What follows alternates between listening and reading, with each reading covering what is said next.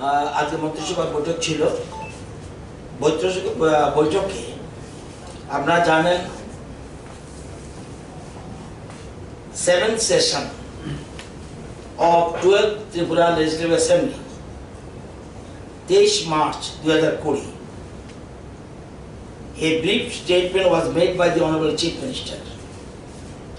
To the calling attention, notice raised by Honorable Government Chief Whip in respect of an issue of public importance relating to a news item published in the local daily Dainik Sambad.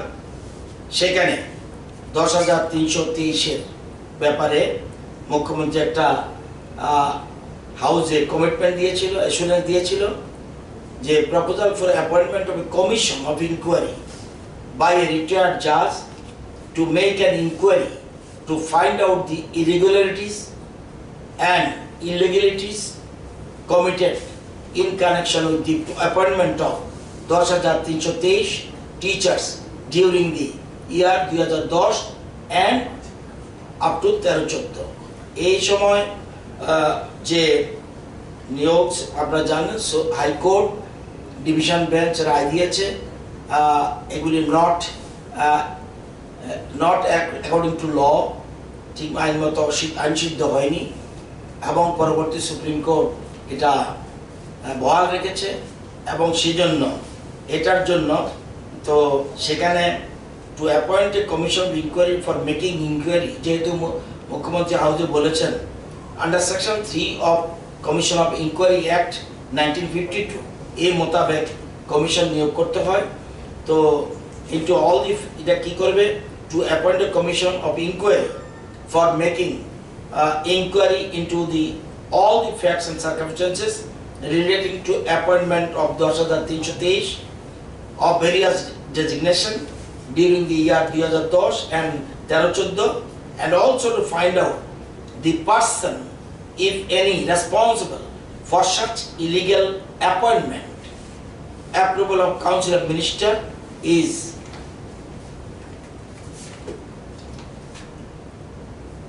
is required.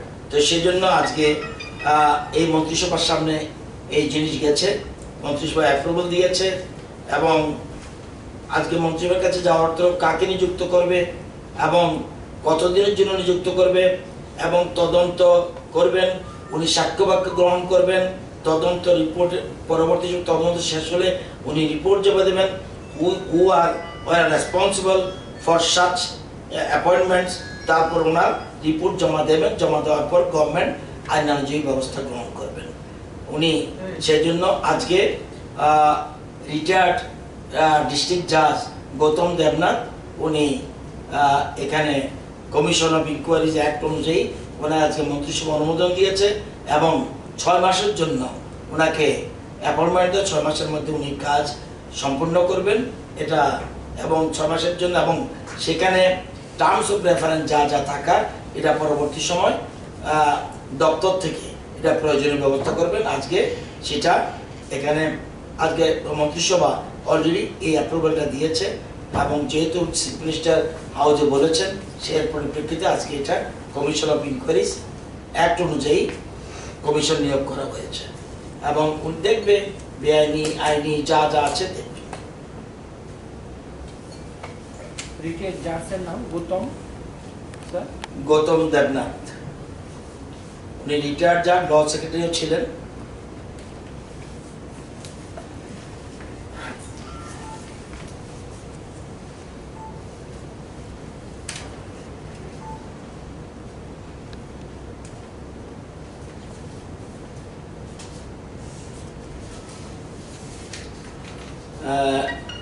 আমি অতীব দুঃখের সঙ্গে জানাচ্ছি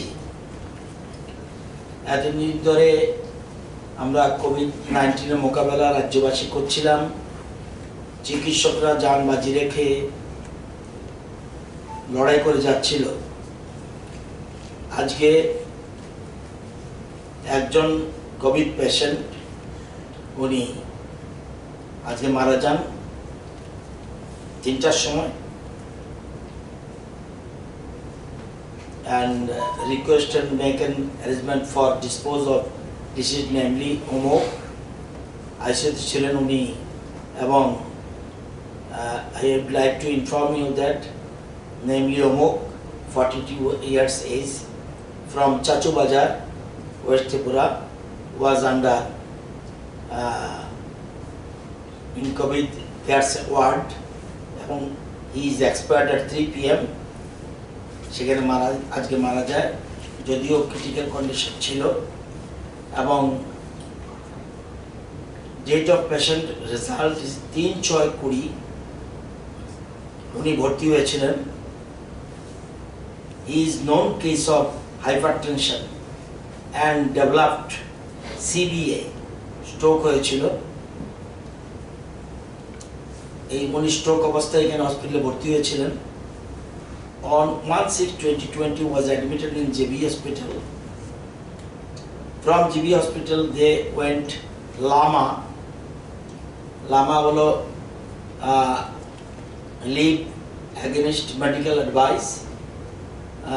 Due to financial constraint, there is sample was taken for testing and it came positive on 3/6/2020. His son has returned from Bangalore. তো এই হলো আজকে সে মারা গেছে, 48। আর ছেলেটাও কি পজিটিভ? না,